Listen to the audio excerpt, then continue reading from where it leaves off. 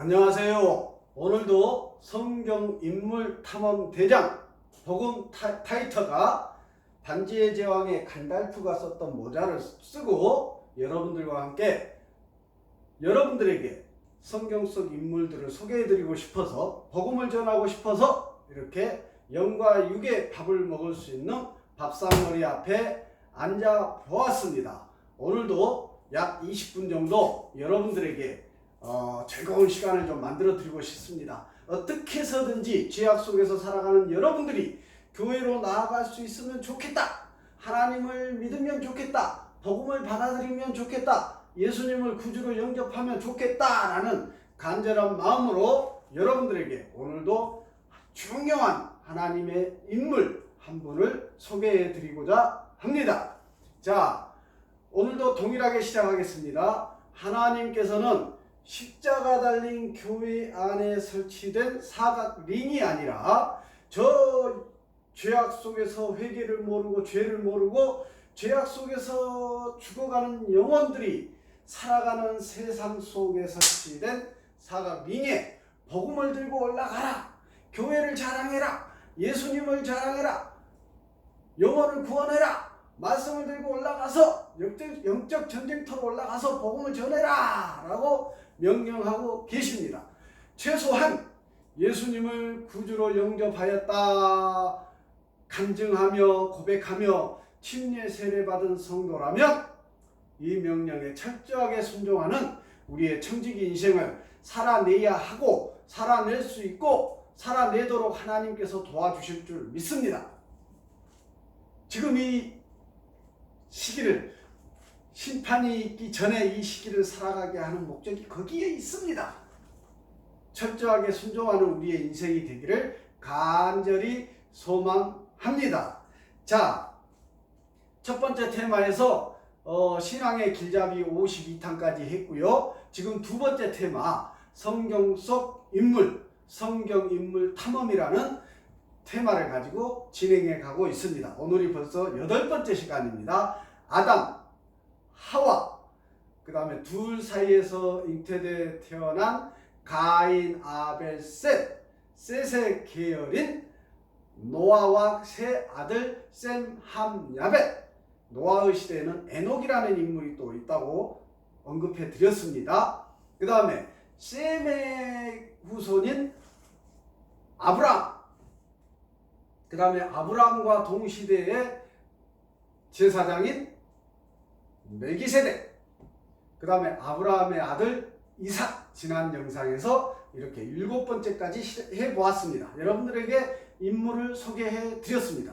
지금 믿음을 모르고 복음을 모르고 오히려 교회를 비방하는 여러분들은 지금 제가 소개해 드리는 이 인물들이 세상 속에서 우리가 읽는 위인전기, 이순신 장군, 세종대왕, 이황, 이이 이런 인물들처럼 이렇게 들어 놓으셔도 좋겠습니다.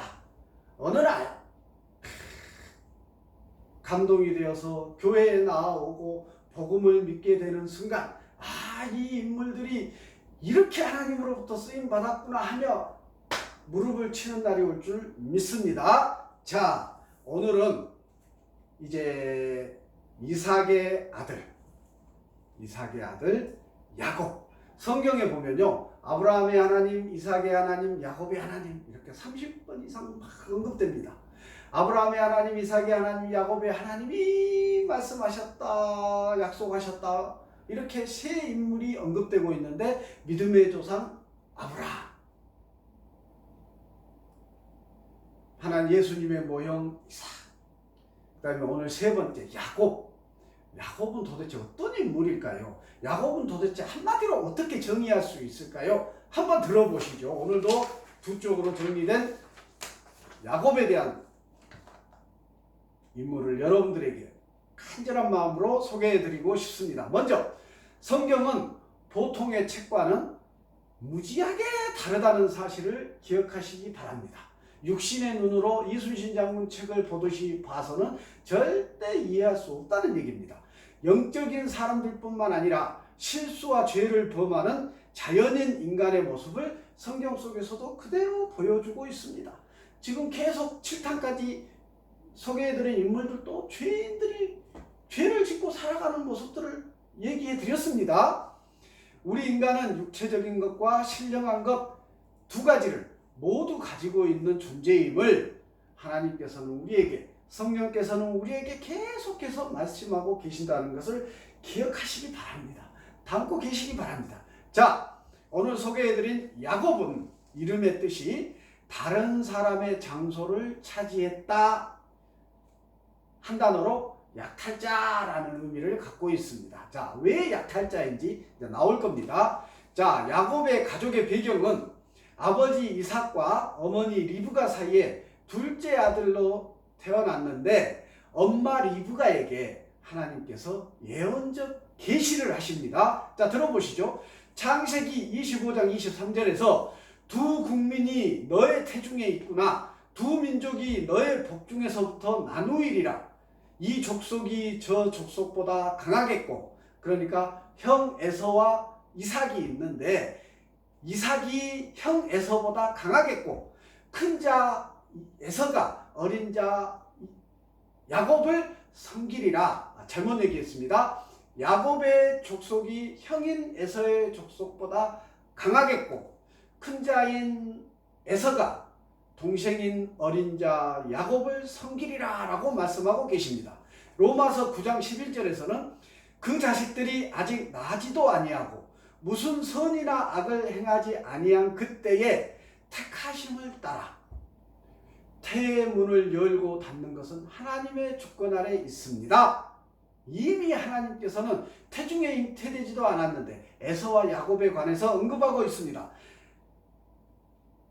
아니한 때에 택하심을 따라 되는 하나님의 뜻이 행위로 말미암지 않고 오로지 부르시는 이로 말미암아 서게 하려 하사라고 말씀하고 계십니다. 에서와 야곱이 어떤 행위도 하지 않았습니다. 태어나기도 전입니다.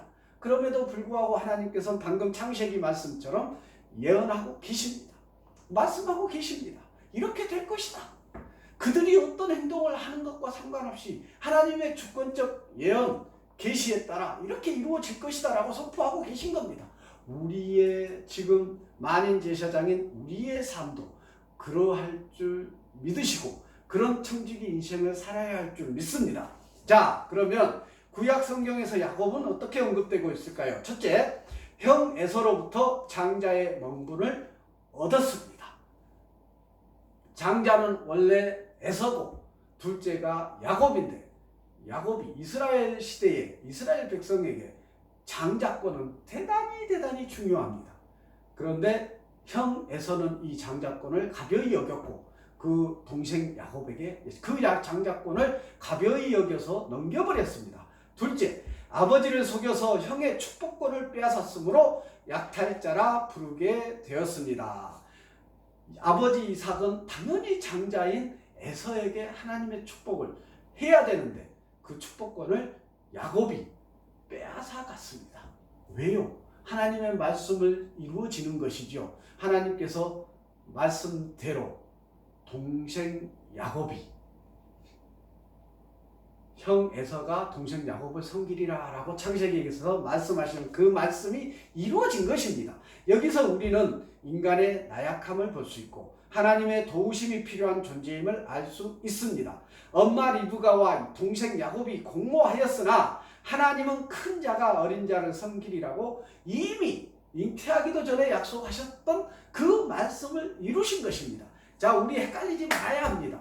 우리도 지금 이 세상을 살아가면서 육신적인 생각만을 가지고 우리의 육신적인 어떤 이익, 욕심을 따라 살아갈 때가 얼마나 많은지 모르겠습니다. 지금 에서가 그러지 않습니까? 그 배고픔 때문에, 육신적인 배고픔 때문에 그 중요한 영적 장자권을 동생에게 팔아버렸어요. 팥죽 한 그릇에.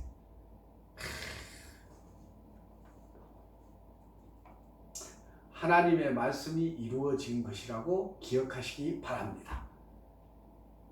야곱 하면 기억하셔야 돼요. 야곱이 약탈했다, 속였다, 사기꾼이다 이렇게 표현될 수 있죠. 육신적으로는. 그럼에도 불구하고 하나님의 관점에서 보면, 성경의 말씀의 관점에서 보면 하나님의 예언적 말씀, 예언하신 말씀이 이루어졌다. 아멘.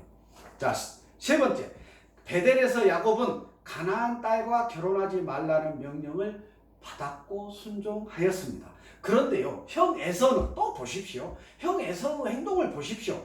믿음의 사람이라고 보이지가 않지 않습니까? 형 에서는 하나님의 뜻과 다르게 결혼을 하였는데 형 에서의 행위로 인해서 우리에게 주는 교훈은 고린도 후서 6장 14절에서 믿지 않는 자와 멍에를 함께 매지 말라. 지금 우리에게 우리식으로 표현하면 믿지 않는 자와 결혼하지 말라 이렇게 표현해도 틀리지 않는 말씀입니다. 세상 사람들과 섞이지 말라. 야곱의 사달이라는 용어가 나오는데요. 말씀이 나오는데 하늘에서 내려오신 예수님의 예표로서 아브라함과 맺은 언약을 확인시켜 주셨으며 반복하여 말씀하실 때는 하나님께서 반복해서 어떤 일을 말씀하실 때는 철저하게 순종해야 합니다. 자, 아브라함, 이삭, 야곱에게 거듭하여 약속하고 확증하여 주셨습니다. 자, 야곱의 돌베개가 나오는데요. 기름을 붓고 하나님의 집이라는 베델이라 불렀습니다. 베델이라 불렀습니다. 야곱이 그 돌베개를 베고 잠이 들었을 때 꿈을 꾸는데 거기에서 야곱의 사다리와 관련된 꿈을 꾸게 되는데 그 자리에 야곱이 제단을 쌓았죠. 그곳을 베델이라 불렀습니다. 11조를 드리기로 했고요. 11조는 하나님의 집에서 하나님께 드려야 함을 암시하고 계십니다. 이것이 지금 야곱의 시기가 율법이 있기 전 250년 전의 일이 올시다. 율법이 있기 전에 이미 11조라는 표현이 나오고 있다는 사실을 기억하시기 바랍니다. 네 번째, 하란에서 야곱은 외삼촌 라반에게 속임을 당합니다. 거기에서 야곱은 인내와 겸손을 배워야 했습니다. 왜요? 하나님께서 연단하시고 훈련시키십니다. 본인 자신이 인간적으로 봤을 때는 사기꾼이거든요. 형을 속여서 장자권을 빼앗았거든요. 그것에 대해서 하나님께서는 삼촌 라반에게 가게 해서 삼촌 라반이 또 야곱을 몇 번을 속이는지 몰라요. 속 터집니다. 우리 인간적으로 보면 속 터지는데요. 그런 어떤 인내와 겸손을 배우게 했습니다. 다섯 번째, 두 부인과 두 몸종을 통해 12자녀가 태어납니다. 야곱에게서 이 12자녀들이 바로 그 유명한 이스라엘의 12지파가 됩니다. 젖과 꿀이 흐르는 땅 가나안에 입성해서 땅을 분배해서 12지파가 땅을 분배해서 나누어 갔는데 그 12지파가 바로 이 야곱의 12아들들입니다. 자, 여섯 번째, 야곱의 이름이 이스라엘로 변경되는데요. 곧 하나님의 왕자가 되었다라는 의미입니다. 형 에서를 향해 야곱이 되돌아가다가 환도뼈가 부러질 때까지 신비한 방문자와 씨름을 했다고 성경에 나옵니다. 그분이 바로 장차 성육신하여 이 땅에 오실 예수 그리스도이심을 보여주고 계십니다. 야곱은 이미 십자가에 못 박혀 죽으실 예수님을 지금 여기서 만났다니까요. 야곱은 육신적으로 많은 고통을 당하면서도 여호와를 끝까지 의지했습니다. 성경을 나중에 보시게 되면요, 성경의 인물들이 결코 평탄하지 않습니다. 하나님으로 선택 딱 받는 순간 돈도 많고 권력도 많고 막 화려하고 평안하게 사는 게 절대 아니라니까요. 저는 오늘 방금 이 얘기를 하면서 교회 목회자님들에게도 얘기하고 싶어요. 결코 하나님으로부터 부르심 받은 종들, 하나님의 사람들이 평탄한 인생을 살지를 않았다니까요. 성도들이 문제가 아니라 교회에 하나님으로부터 부르심 받은 종들도 결코 평탄한 인생을 살지 않아요. 죽기보다 더 힘든 시간들을 보냈습니다. 아시지 않습니까? 여러분, 복음을 모르는 여러분 기억하셔야 됩니다. 왜 교회 다니는 사람들이 저렇게 힘들게 살아? 왜 교회 다니는 사람들이 저렇게 가난하고 막 병도 걸리고 힘들게 살아? 그런 얘기는 성립하지 않습니다. 하나님께서 역사하시고 있는 일을 우리가 알 수가 없다는 얘기입니다. 성경에 지금 8번째 시간인데 앞에 모든 인물들도요, 다 죽어버리면 편하겠다라고 말할 수 있을 정도로 힘든 시간들을 보냅니다. 제가 확증합니다. 자, 5번째, 다섯 번째, 두 부인과 두 몸종을 통해 12 자녀가 태어났고요. 여섯 번째, 야곱이 이스라엘이라는 이름으로 변경되었고요. 자, 일곱 번째, 애굽에서 이스라엘은 12 아들을 축복하며 각자에게 미래를 예언해 주었는데요. 특별히 유다에게, 예수님께서 유다 지파에서 나오지 않습니까? 태어나지 않습니까? 유다에게는 창세기 49장 10절에서 규가 유다를 떠나지 아니하여 통치자의 지팡이가 그 발 사이에서 떠나지 아니하기를 실로 그리스도가, 실로는 그리스도입니다. 예수님, 그리스도가 오시기까지 이르리니 그에게 모든 백성이 복종하리로라. 예수님이 바로 실로인데, 실로 예수님은 이 유다 지파에서 육신의 몸을 입고 태어나게 됩니다. 유다의 후손으로 태어나게 된다는 사실 기억하시기 바랍니다.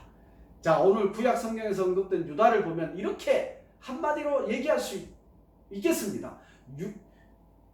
야곱 하면 사기꾼인데, 육신적으로는 사기꾼인데 약탈자고, 그런데 하나님의 입장에서 영적으로 표현을 하면 하나님의 말씀을 이룬, 하나님의 예언의 말씀이 이루어진 그 장본인입니다. 장본인입니다. 태어나기도 전에 하나님께서 예언하고 계시했던 그 말씀이 이루어진 현장이고 인물이 바로 야곱입니다. 자, 신약 성경에서 야곱은 어떻게 언급되고 있을까요? 첫째, 예수님께서 부활에 관해 묻는 사두개인들에게 이렇게 말씀하십니다.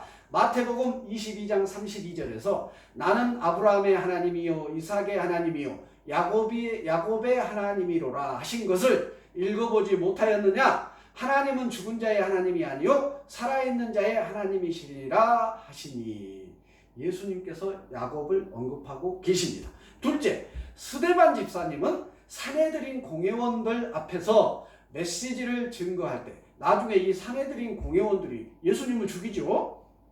증거할 때 하나님이 아브라함과 이삭과 야곱의 생애 가운데서 함께 하셨음을 설교하셨습니다. 세 번째, 하나님은 당신의 뜻에 따라 선택하십니다. 예수님을 구주로 영접한 그리스도인은 철저하게 그의 인생이 하나님의 뜻에 따라 선택되고 하나님께서 원하시는 방향으로 청직 인생이 살아가야 되고 살아갈 수밖에 없고 그렇게 계획되어 있음을 기억하셔야 됩니다. 순종해야 됩니다. 그런데 그 길을 순종하지 않습니다. 왜요? 힘들거든요. 육신적으로 생각하면 겁나게 힘든 길이거든요. 고난의 길이거든요. 십자가를 지고 죽어야 되는 길이거든요. 그래서 믿는다고 하는 그리스도인들도, 부르심 받았다고 하는 종들도 그 길을 가지 않습니다. 평안한 길, 그 넓은 길을 가려고 그러지, 좁디 좁은 하나님께서 예비하신 그 길을, 청지기 인생의 길을 가려고 하지 않는다니까요. No. 생각해 봐야 합니다. 자, 그러면 이 야곱이라는 인물을 통해 우리에게 전달되는 교훈은 무엇일까요? 첫째, 속이며 간사한 자는 결코 보상을 받지 못합니다. 야곱도 음모를 꾸몄기에 그도 역시 음모를 당하게 되었습니다. 외삼촌 라반에게 수없이 많은 속임을 당하게 됩니다. 음과 음보지요. 자, 자기 자신을 위해 하나님의 뜻보다 앞질러 도움을 구해서는 안 됩니다. 하나님의 뜻이 어디에 있는지 반드시 물어야 되고 하나님께 영광이 되는 길을 가야 합니다. 우리가 기도할 때 실수하는 것이 그거 아니겠습니까? 내가 원하는 것만 따다다다다 얘기하고 아멘 기도합니다. 하나님하고 아무 상관이 없죠. 하나님은 아무 생각도 없는 것만 기도해놓고 아멘하고 막 뿌듯해하고, 이건 한번 생각해 볼 일입니다. 자, 하나님은 결코 약속을 어기지 아니하시며 당신의 뜻에 맞는 시기에 그 약속을 실천하심으로 인내해야 합니다. 우리는 믿음을 인내의 믿음이라고 표현합니다. 결코 즐거움만 있는 길이 아니옵시다. 평안의 길만이 있는 길이 아니옵시다. 하나님께서 일부러 고난을 주시기도 하고요. 시험하려고 연단시키려고, 또는 내 죄 때문에 고난에 빠지기도 합니다. 결코 쉬운 길이 아니옵시다.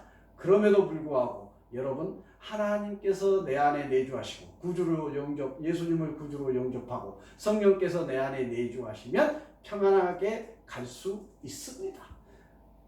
그것이 안 되니까 힘든 것입니다. 성령께서 내 안에 내주하시고 성령께서 가라는 길로만 가면 그 길이 평안한 길입니다. 인식하시기 바랍니다. 마지막으로 우리는 때때로 베델로 되돌아가야 할 필요가 있는데 하나님은 이스라엘을 향한 완전한 계획을 가지고 계십니다.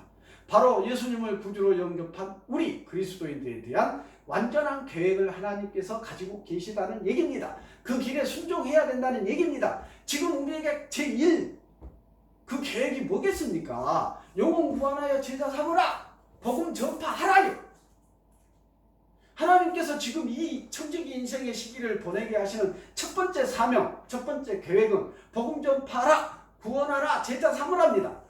교회에서 예배 열심히 하고 성경 공부 열심히 하고 기도 열심히 하고 십자가 달린 건물에서 그러고 우리끼리 모여서 즐겁게 시간 보내라 아닙니다. 세상을 향해서 나아가서 복음을 전해라 라가 바로 우리 그리스도인에게 가지고 계신 하나님의 계획입니다. 순종해야 합니다.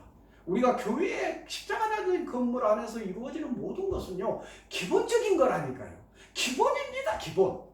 그거 해놓고 뭐 나는 할 일 다 했다라고 있는 것은 웃기는 얘기지요. 성도들도 그럴 뿐만 아니라 하나님의 종들도 교회 건물 안에서만 설교하시고 성경 공부하시고 그걸로 나 할 일 다 했다, 부르심 받은 사명 다 했다라고 하는 것은 너무나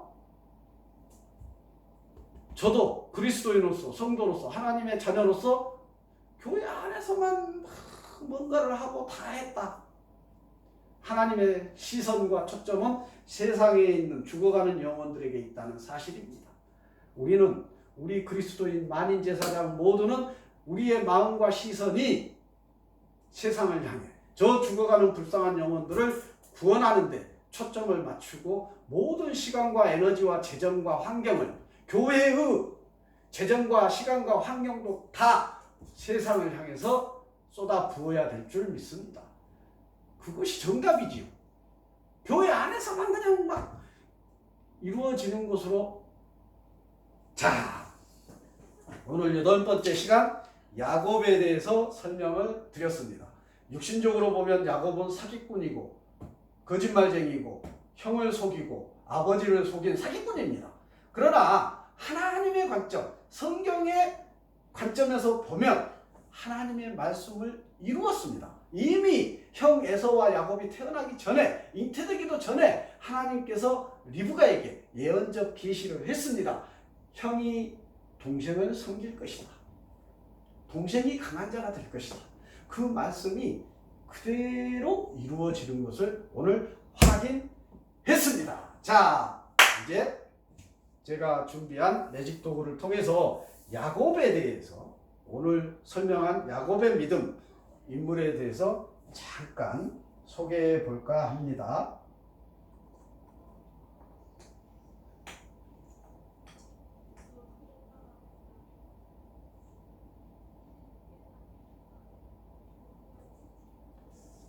자, 실크 천이 있는데 횡으로 되어 있습니다. 횡으로 되어 있던 실크가 수직으로 순식간에 변경되었습니다. 두 번째,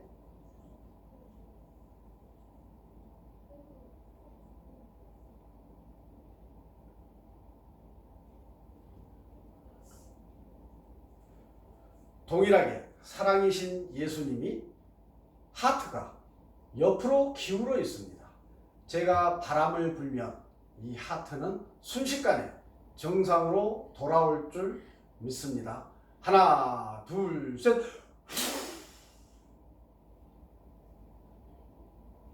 하트가 정상으로 돌아왔습니다. 하나님의 말씀이 이루어졌습니다. 우리가 삐딱하게 육신적 관점에서 보면 야곱은, 하나님의 사람 야곱은 사기꾼이고 거짓말쟁이고 속이는 자입니다. 그러나 하나님의 관점에서 보면 성경의 관점에서 보면 하나님의 말씀이 이루어졌습니다. 자, 여기 제가 주머니를 하나 가져왔습니다. 지난번 첫 번째 테마에서 한번 보여줬던 것인데요. 자, 보십시오. 아무것도 없습니다. 아무것도 없습니다. 자, 제 얼굴도 보이고요. 잠궈버리겠습니다. 자, 풍선을 가져왔습니다. 이 풍선이 이 주머니에 들어가겠습니다. 뿅 들어갔습니다. 순식간에 이 복주머니가 리브가의 복중이라고 생각해 보십시다. 잉태되었습니다. 쌍둥이가 잉태되었습니다. 최초의 쌍둥이가 잉태되었습니다. 에서와 야곱입니다. 그런데 하나님께서는 에서가 아니고 야곱이 하나님의 성경 인물로 선택받습니다. 예언되었습니다. 자, 이렇게요. 이렇게 풍선이 들어갔는데 선택받은 순식간에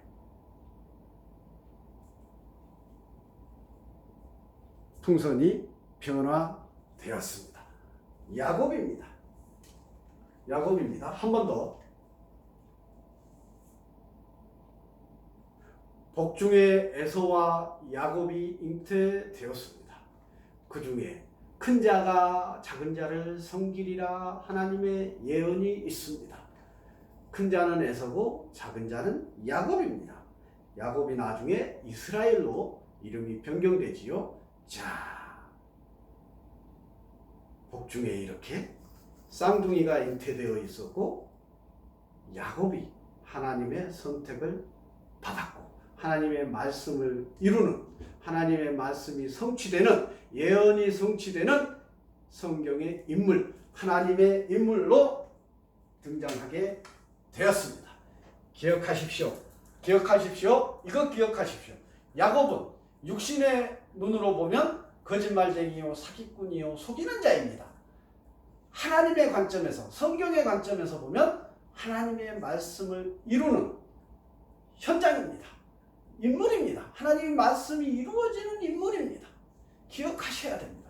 우리가 살아가는 순간에도 그럴 수 있습니다.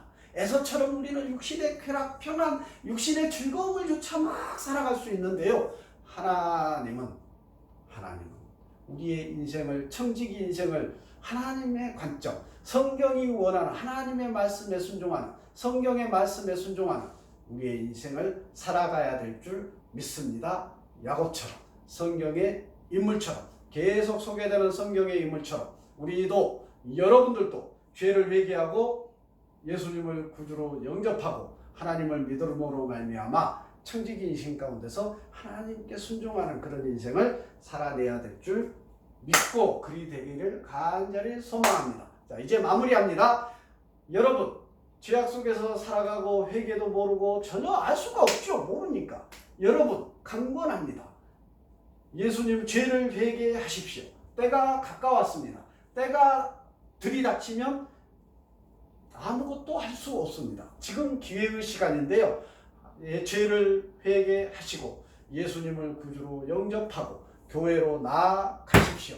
하나님께서 부르신 종들이 여러분들에게 무슨 말을 하는지, 무슨 메시지를 하는지 들어보십시오. 어렵지만 성령께서 여러분에게 지혜를 주시고 깨닫게 하실 줄 믿습니다. 그래서 자녀 삼아 주실 줄 믿습니다. 여러분과 함께 하나님 안에 한 가족이 되기를 간절히 소망합니다. 마치겠습니다. 아, 힘들다. 오, 길게 찍고